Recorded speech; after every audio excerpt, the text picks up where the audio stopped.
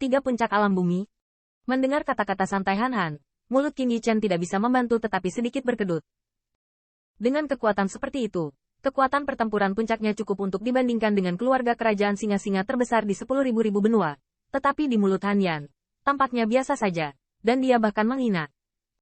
Tidak mungkin, sebenarnya das juga sangat besar, jadi beberapa orang Earth Realm Peak dapat menahan kelompok dan juga mengambil alih.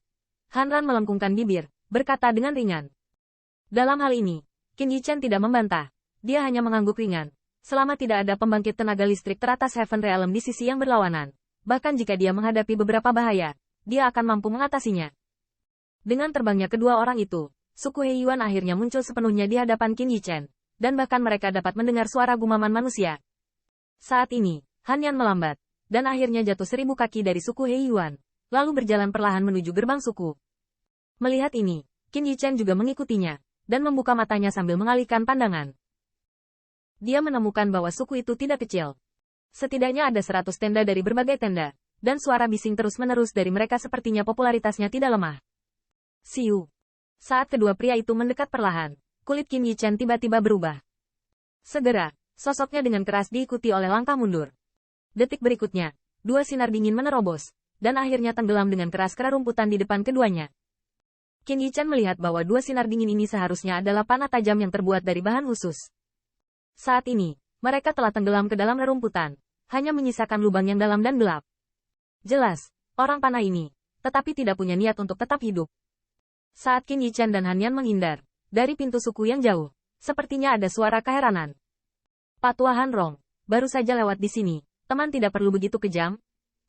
Han Yan melirik lubang hitam 1 inci di depan kakinya, lalu melirik dengan dingin ke arah gerbang suku, berteriak dengan dingin. Aku tidak peduli siapa kamu. Apakah kamu tidak tahu aturan suku He Yuan kita? Menghadapi Han Han dengan dingin berteriak, di gerbang suku, cibiran datang dengan cepat, jadi sepertinya itu tidak menempatkan Han Yan di matanya.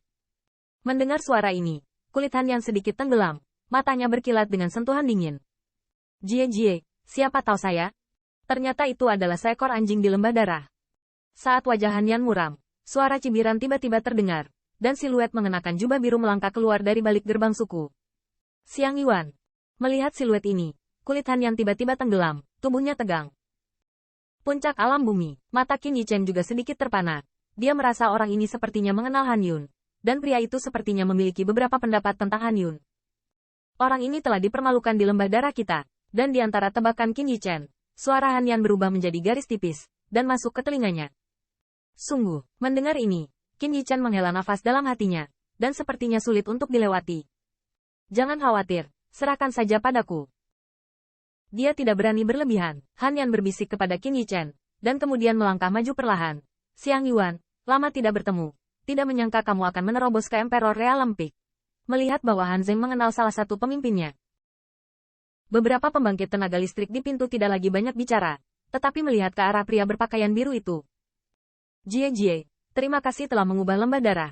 Jika bukan hal yang memalukan pada tahun itu, aku akan benar-benar mengalami kesulitan untuk menembus puncak alam bumi di tahun-tahun ini. Mencibir Xiang Yuan memiliki kilasan kemarahan di matanya yang sulit disembunyikan. Jelas, dia masih khawatir dengan kejadian tahun itu. Xiang Yuan, apa yang kamu inginkan? Apakah Anda benar-benar berencana untuk menyebabkan perang antara suku He Yuan dan lembah darah kita gagal? Melihat ekspresi Xiang Yuan, Han Yu dengan dingin mendengus, dan langsung menghapus nama Hua Segu. Dia tahu bahwa orang ini pasti ingin mendapatkan kembali wajahnya yang hilang di tahun itu. Tetapi dia juga mengingatkan Xiang Yuan bahwa dia tidak bisa berbuat banyak. Bagaimanapun, dia adalah orang dari lembah darah. Dan bahkan jika dia menambahkan Xiang Yuan ini sehubungan dengan pusat kekuatan bumi Realm Peak, masih ada celah besar antara suku He Yuan dan lembah darah. Jika kedua kekuatan ini bertarung, kekalahan terakhir pasti akan menjadi suku He Yuan. Han, apakah kamu benar-benar berpikir bahwa tidak ada yang bisa melawan lembah darahmu? Beraninya kau mengancamku di wilayah suku Black Plains kami. Namun, Xiang Yuan dengan dingin mendengus dan berkata setelah jeda ringan, dan cahaya dingin melintas di matanya. Selama yang terakhir berbicara ofensif lagi, dia akan tanpa ampun. Melihat ini, Han Yan tampak lebih muram. Meskipun dia tahu bahwa kata-kata Xiang Yuan berusaha menemukan kepercayaan dirinya sendiri, dia mungkin tidak berani melakukannya. Tetapi Han Yun tetap tidak mau mengambil risiko ini. Lagi pula, tidak ada yang mendorong di lembah sungai. Orang ini benar-benar melakukannya. Dia dan Qin Yichen pasti tidak akan mendapat manfaat apapun. Mungkin mereka akan dimakamkan di sini. Han Rong membantu Qin Yichen bukan karena yang terakhir meyakinkannya dengan paksa, tetapi karena dia melihat secercah harapan dari orang ini. Mungkin, memiliki hubungan yang baik dengan junior ini, dia sangat berharap untuk keluar dari das. Meskipun Han Yan juga orang yang kejam dan pekerja keras, masih ada hal yang sangat penting yang belum dia selesaikan. Dia harus menemukan cara untuk meninggalkan lembah sungai. Apa yang kamu inginkan? Setelah mengerang sedikit, Han Yan tidak lagi mengancam, tetapi berkata dengan lembut. HMPH. Anjing lari adalah anjing lari, jadi tanpa tulang. Ketika saya melihat Han Yan langsung lembut, ada sentuhan keheranan di mata Xiang Yuan. Dia tahu betul tentang temperamen yang terakhir. Yang terakhir tidak semudah orang yang lembut. Apalagi dia benar-benar hanya mengancam untuk mengatakan itu saja.